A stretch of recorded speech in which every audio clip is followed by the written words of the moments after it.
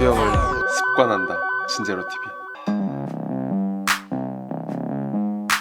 수영을 할 땐 리듬이란 것이 존재한다. 일정한 규칙을 가지고 박자대로 음을 맞추는 것을 리듬이라고 하는데, 수영에서 리듬은 소리가 아닌 신체 가지고 한다. 영상을 보고 계신 분이 수영을 해봤다면 느껴본 적 있을 것이다. 내가 힘을 들이지 않았는데 평소보다 빨랐던 것, 하지만 잠시 쉬었다가 다시 했는데 그런 느낌이 사라졌던 것 말이다. 수영은 물속에서 하는 운동이다. 때문에 물과 호흡도 굉장히 중요하다. 수영 선수들도 박자나 리듬 훈련을 할 수 있는 드릴, 구분 동작 훈련을 많이 한다. 수영에서 박자라고 하면 어려울 것 같고 복잡할 것 같고 선수들이나 하는 것처럼 생각할 수 있다. 하지만 처음 수영을 배우면서부터 박자를 배우는 종목도 있다. 접영과 평영. 이 종목들 같은 경우 손이 어디에 있을 때 발을 차고, 발을 찬 후에 손을 어떻게 하고, 박자란 게 별게 아니다. 하지만 이런 리듬을 이해하지 못하고 수영했을 때 힘을 내지 못하거나 앞으로 가는 속도를 내지 못한다. 하지만 자유형이나 배영은 다르다. 처음에 발차기를 배우고 발차기가 어느 정도 완성이 되면 팔돌리기를 배우는데, 발차기 박자와 연관해서 알려주진 않는다. 오히려 발은 쉬지 말고 계속 차라고 알려주고, 팔돌리기는 천천히 하라고 알려줬던 것을 기억할 것이다. 발차기의 박자보단 중심을 잡고 앞으로 나아가는 힘이 더 중요하기 때문에 박자에 대해 설명하지 않는다.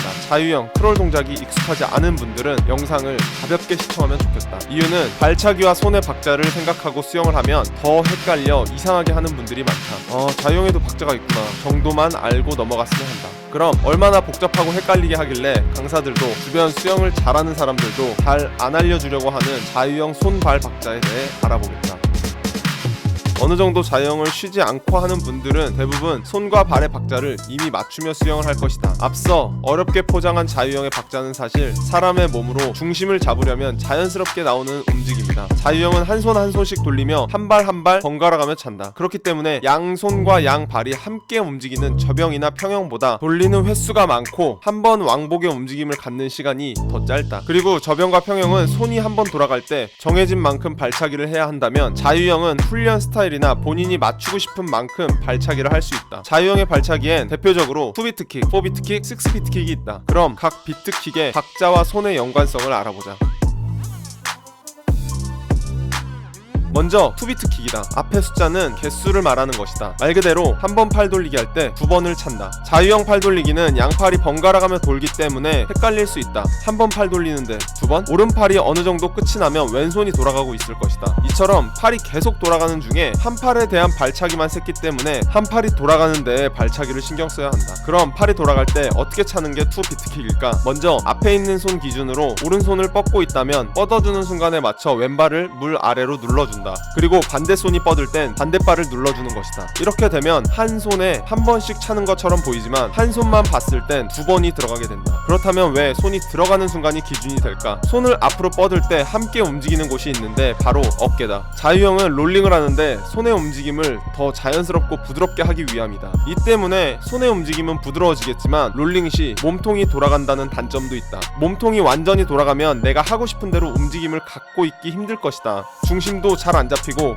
허우적거릴 것이다. 이 전 영상에서 말했듯이 몸통이 돌아가는 것을 방지하고 중심을 잡아줄 수 있게 만드는 요소가 바로 발차기다. 발차기가 익숙하지 않았던 자유형 팔 돌리기를 처음 배우는 나를 생각해보자. 발차기가 몸통을 잡아주지 않아서 뒤집어질 뻔한 적 있지 않은가? 즉, 팔 돌리기의 롤링을 발차기로 잡아줘야 한다는 이야기인데, 다시 돌아와 손을 뻗어줄 때 뻗는 손의 어깨가 아래로 향할 것이고 반대쪽 어깨는 위쪽으로 열려 뒤집어지고 있을 것이다. 그때 뒤집어지는 쪽의 발을 아래로 눌러줌으로써 어깨는 뒤집어지려 하겠지만 골반은 뒤집히지 않게 잡고 있을 것이다. 그래서 손을 뻗어주는 순간에 반대 방향의 발을 찬다. 그리고 4비트킥, 이것은 조금 복잡하다. 앞서 우리가 왼손이 앞으로 뻗을 때 오른발을 차고 오른손이 앞으로 뻗어졌을 때 왼발을 차야 한다고 이야기했다. 근데 한 손에 4번을 차게 되면 어떤 손을 뻗더라도 같은 발만 차게 될 것이다. 4비트킥의 절반인 2번이 짝수여서 그렇다. 그래서 4비트킥의 경우 3번, 1번, 3번, 1번 이런 식으로 한 손이 돌아갈 때 3번을 차고 다른 손엔 한 번만 차고 이런 식으로 발차기를 맞춘다.